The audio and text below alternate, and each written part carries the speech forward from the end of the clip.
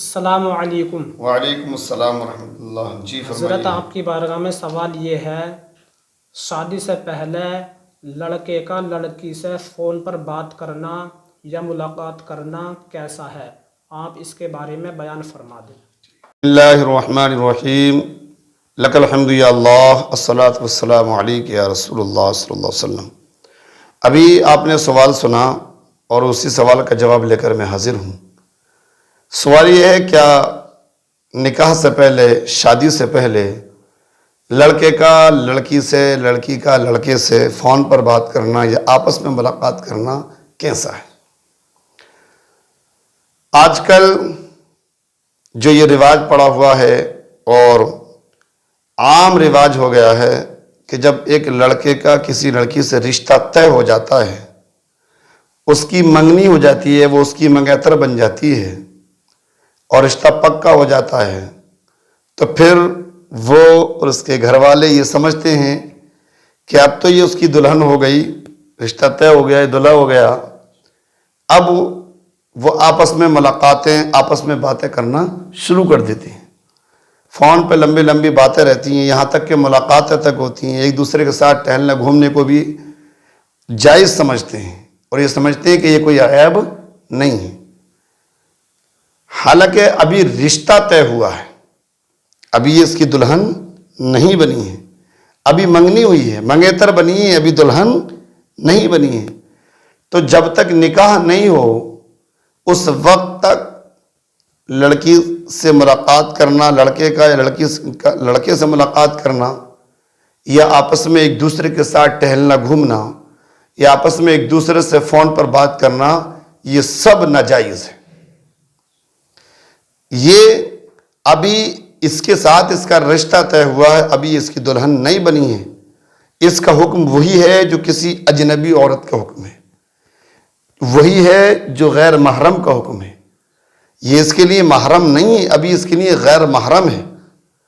تو پھر جو غیر محرم ہے، جو ابھی محرم نہیں بنی، اور محرم بنانے کا جو طریقہ ہے وہ صرف نکاح ہے، تو جب تک نکاح نہیں ہوگا، جب تک اس کے لیے اجنبی عورت ہے، اس کے ساتھ ٹہلنا، جانا، گھومنا، یہ سب ناجائز ہے۔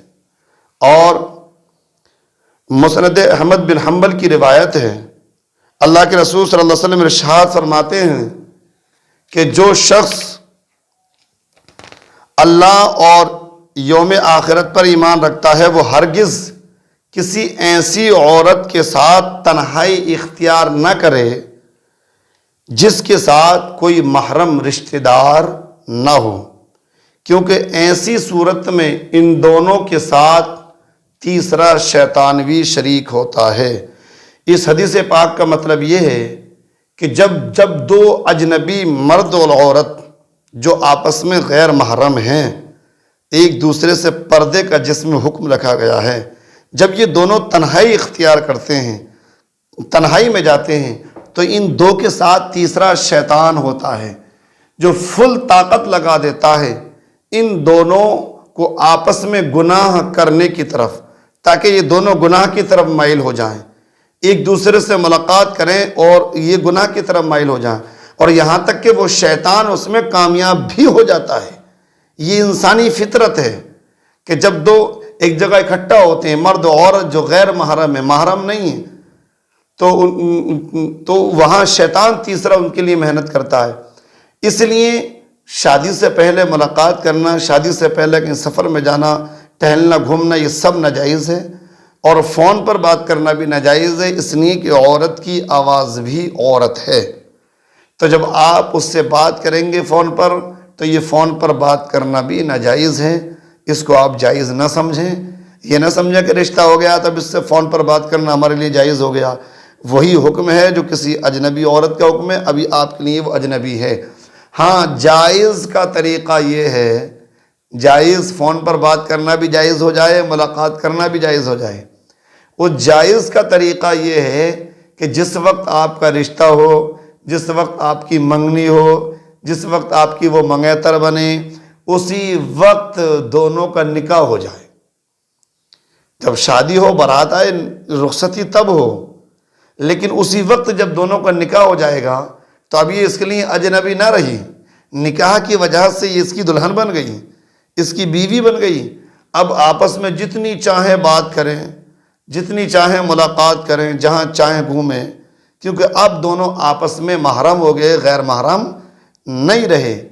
تو بس یہی ایک طریقہ ہے، جائز طریقہ، کہ اگر آپ کو بات ہی کرنا، ملاقات ہی کرنی ہے تو جس وقت رشتہ ہو اسی وقت نکاح ہو جائے، اور جب بارات آئے، شادی کی تاریخ رکھی جائے، جب رخصتی ہو جائے۔ اس طرح سے شریعت نے ہماری اجازت بھی دی ہے اور ہمارے اسلاف نے اس طرح سے کیا بھی ہے۔ لہٰذا صرف یہی ایک طریقہ ہے فون پر بات کرنے کا، ملاقات کرنے کا، ورنہ اگر نکاح سے پہلے آپ بات کرنا چاہیں، ملاقات کرنا چاہیں، یہ سب ناجائز ہے۔ اللہ تعالی ہم سب کو صحیح پر عمل کرنے کی توفیق عطا فرمائے، آمین۔